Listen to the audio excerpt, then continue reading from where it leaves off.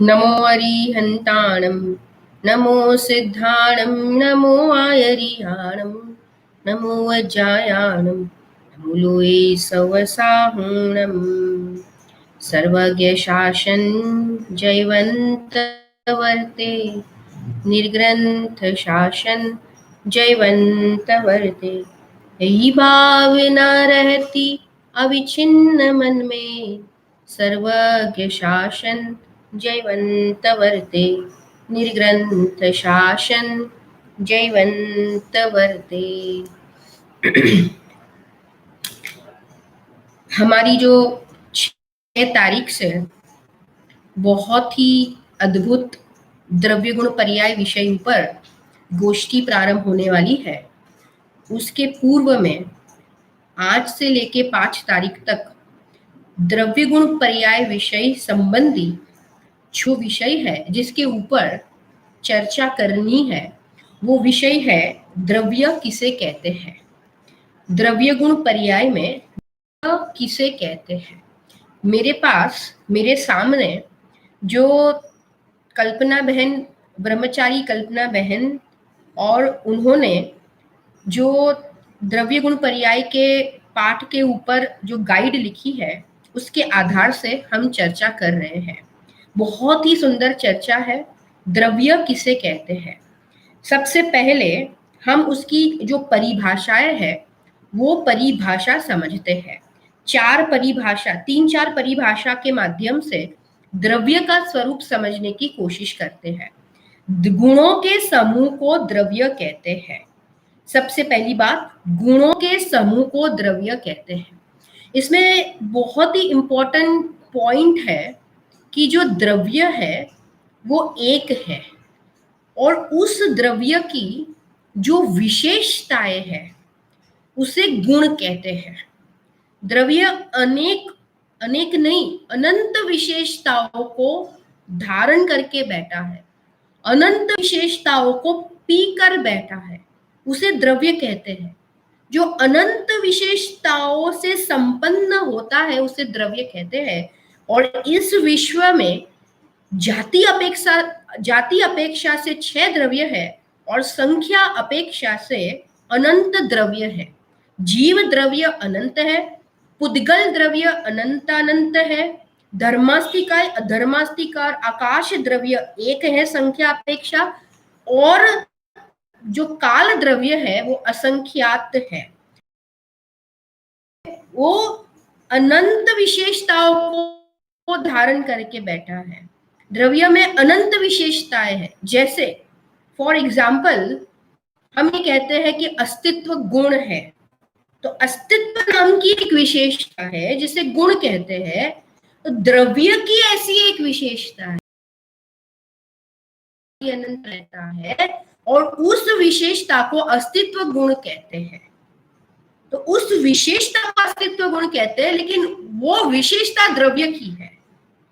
द्रव्य एक है और उसकी अनंत विशेषता है।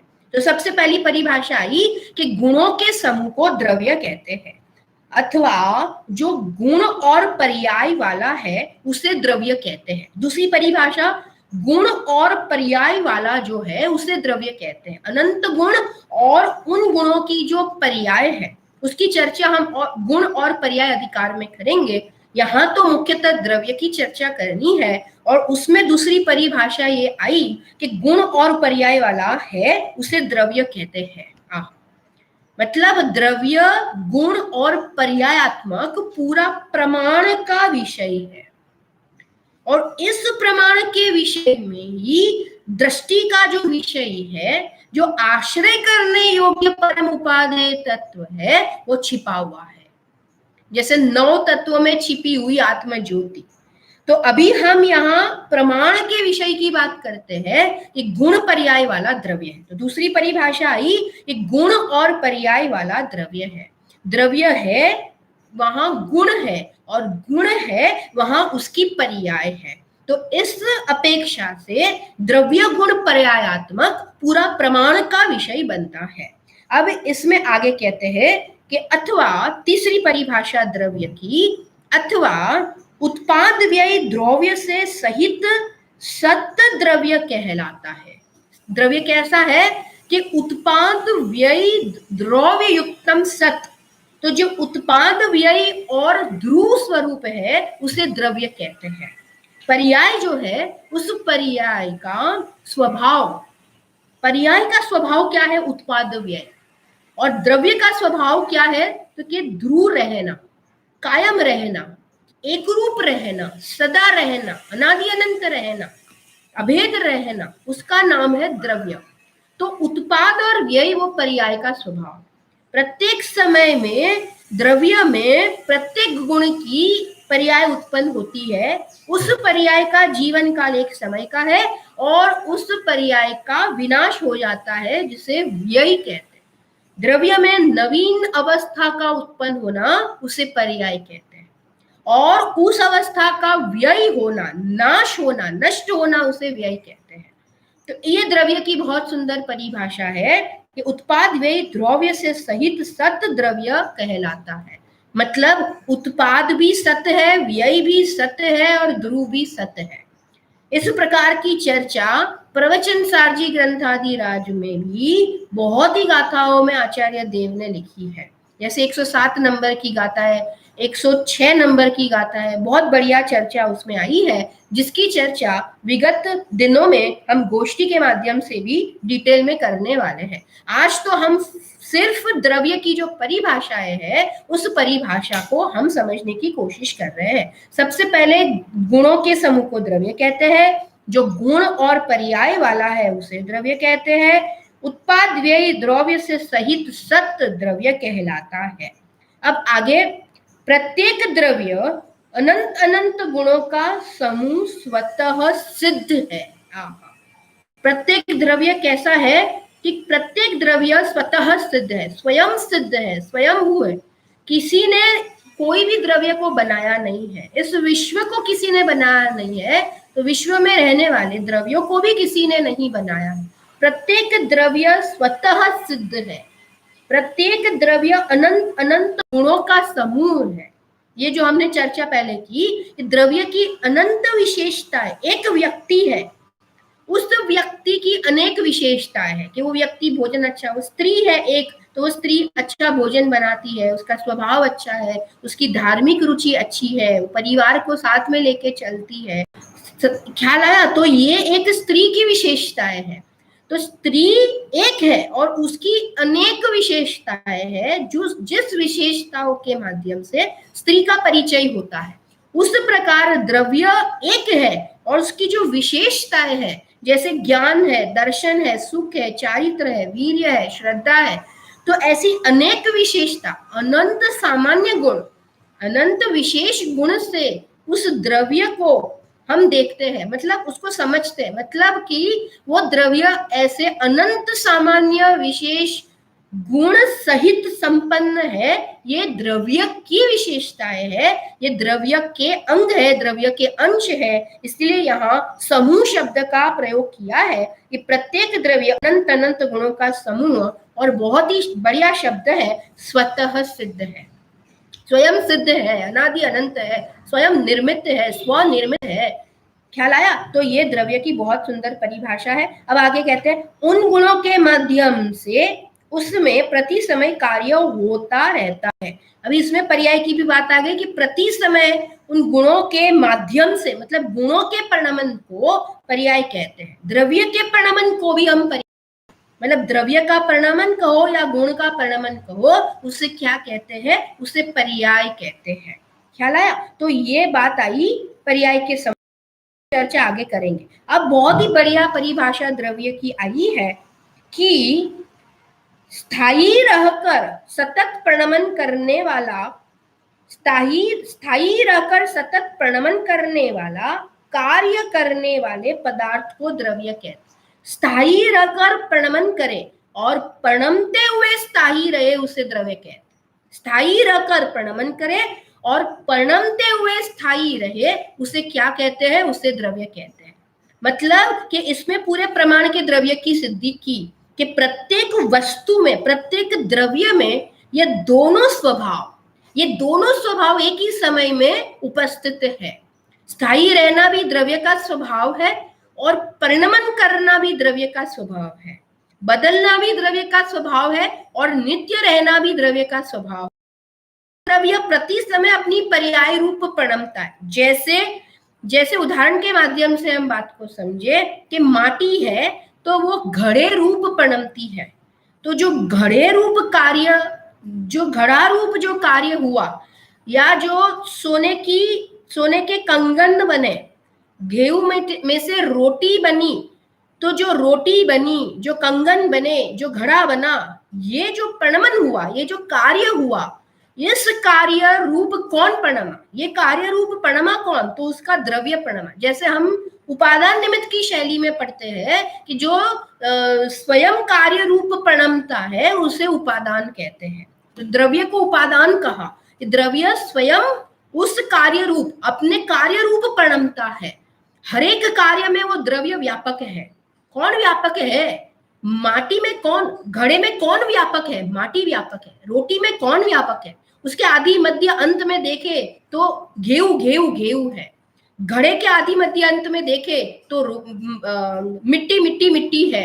तो इस प्रकार जो अपने कार्य रूप परिणमता है, अपनी अवस्था में जो व्यापक होता है, जो फैला हुआ है, जो जो द्रव्य मतलब जो परिणमे, द्रव्य को द्रव्य कहा है, जो परिणमे उसे द्रव्य कहते हैं, और परिणमन करते हुए जो स्थायी रहता है उसे द्रव्य कहते हैं।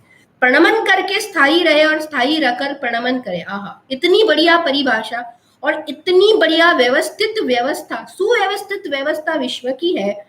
बहुत ही चर्चा सुंदर आई है तीसरी गाथा में भी, जहां कहा है कि प्रत्येक द्रव्य समय है और प्रत्येक द्रव्य सुंदर है। समय की व्याख्या वहां 6 द्रव्य के आलोक में की। ये जो अपने गुण पर्याय रूप परिणमन करके रहता है उसे समय कहते हैं, और वो समय सुंदर है क्योंकि विश्व के ऊपर उपकार करता है। प्रत्येक द्रव्य अपने गुण पर्याय रूप परिणमन करके अपने स्व द्रव्य, स्व क्षेत्र, स्वकाल, स्वभाव में रहेगा। एक द्रव्य बीजा द्रव्य ने अड़े नहीं, एक द्रव्य बीजा द्रव्य ने स्पर्शे नहीं। गुरुदेव श्री प्रवचनों में हजारों बार ये तीसरी गाथा का हवाला लेकर हमें बात समझाते हैं कि प्रत्येक द्रव्य अपने स्व क्षेत्र में, प्रमाण के द्रव्य में, सीमा में रहकर परिणमन करता है। स्थायी रहकर परिणमन करे और स्थायी रहे, उसका नाम द्रव्य है।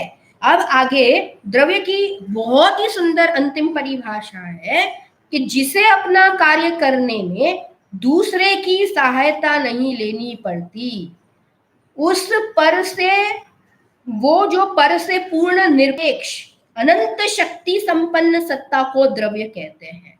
पर से जो पूर्ण निरपेक्ष है, अनंत शक्ति संपन्न है, अपने कार्यों को करने के लिए दूसरे की सहायता नहीं लेनी पड़ती है, उसे द्रव्य कहते हैं। यहाँ द्रव्य की निरपेक्षता, यहाँ द्रव्य की स्वाधीनता, यहाँ द्रव्य की स्वतंत्रता की सिद्धि की है।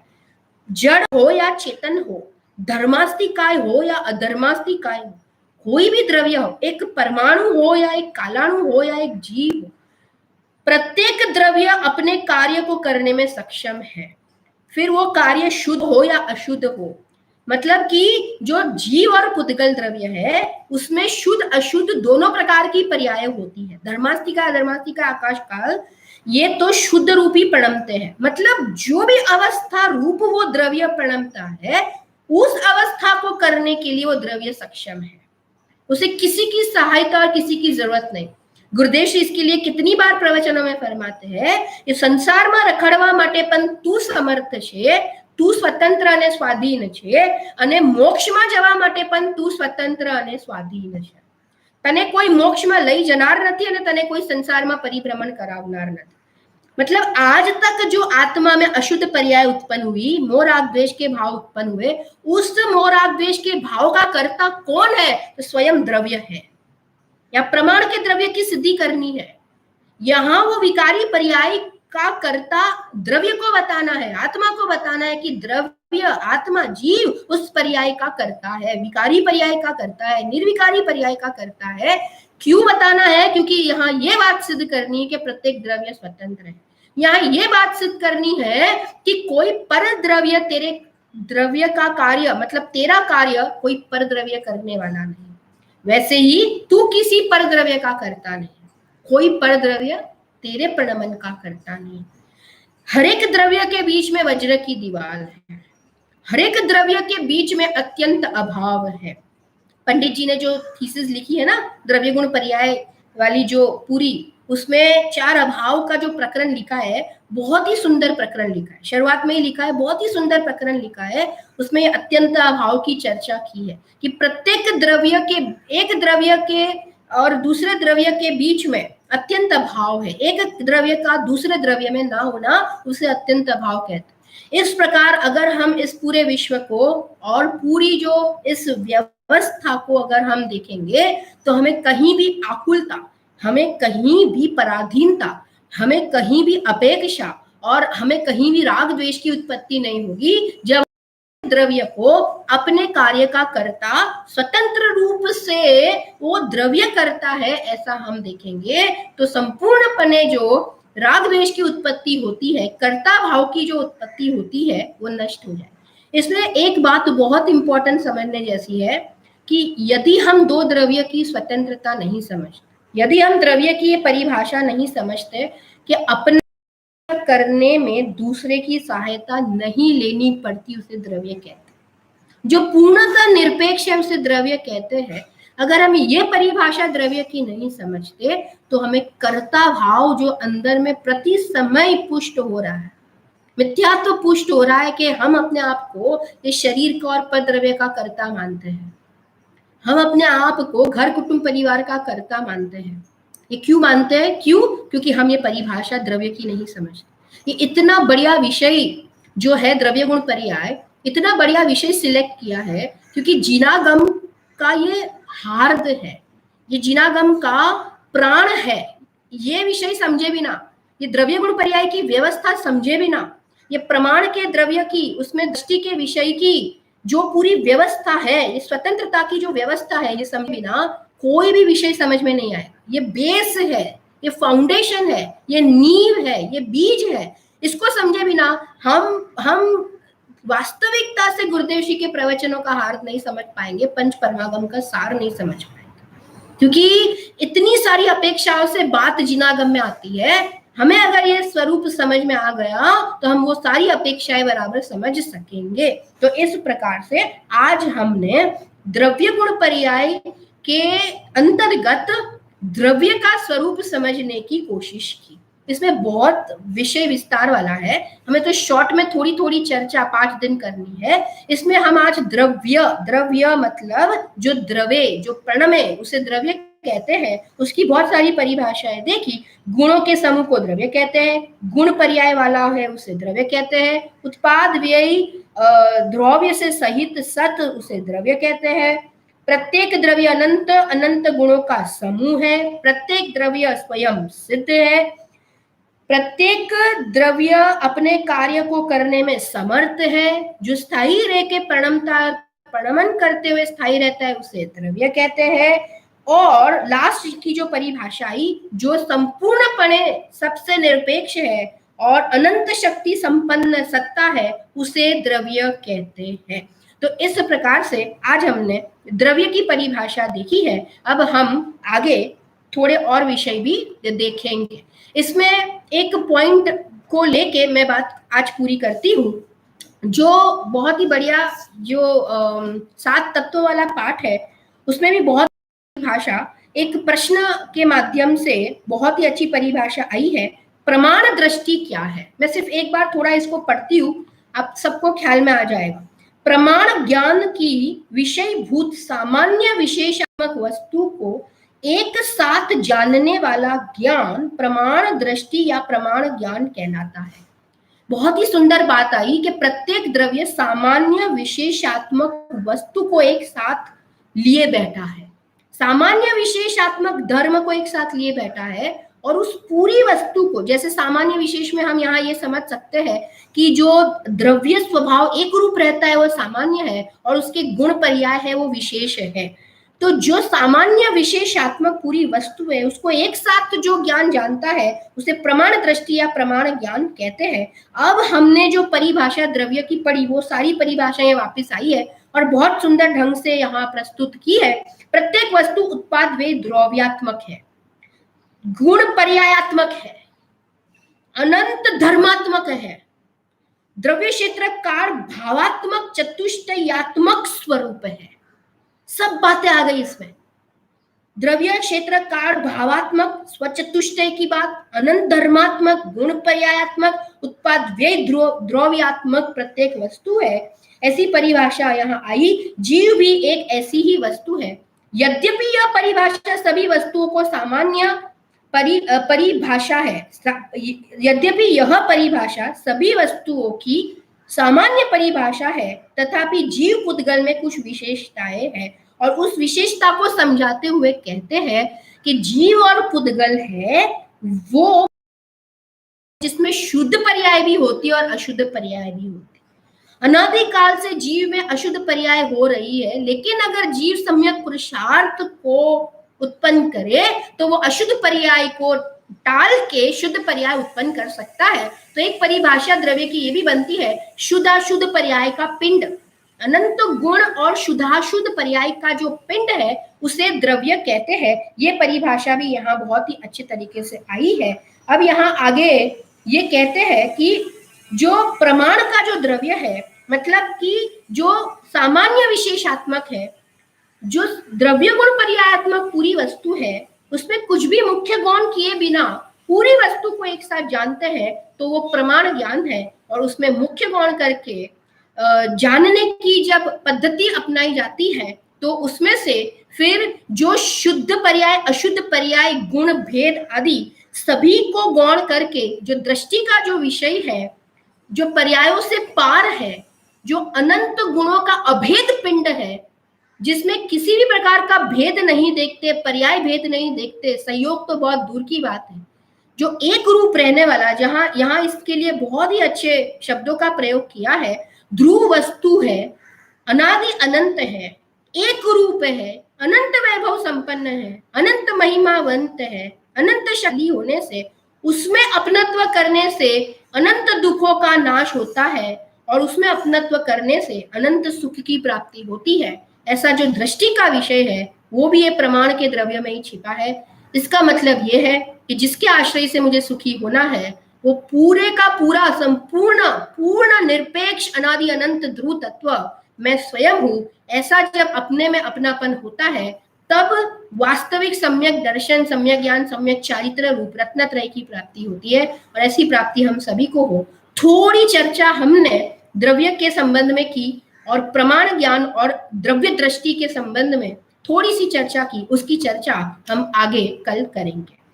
निज निधि निज में बताई यह अनंत उपकार है, इसके लिए जिनवाणी मात को वंदना शत बार है, वंदना शत बार है। अनेकान्वय नित्य बोधिनी द्वादशांगी जिनवाणी मात की जय। जय जिनेन्द्र।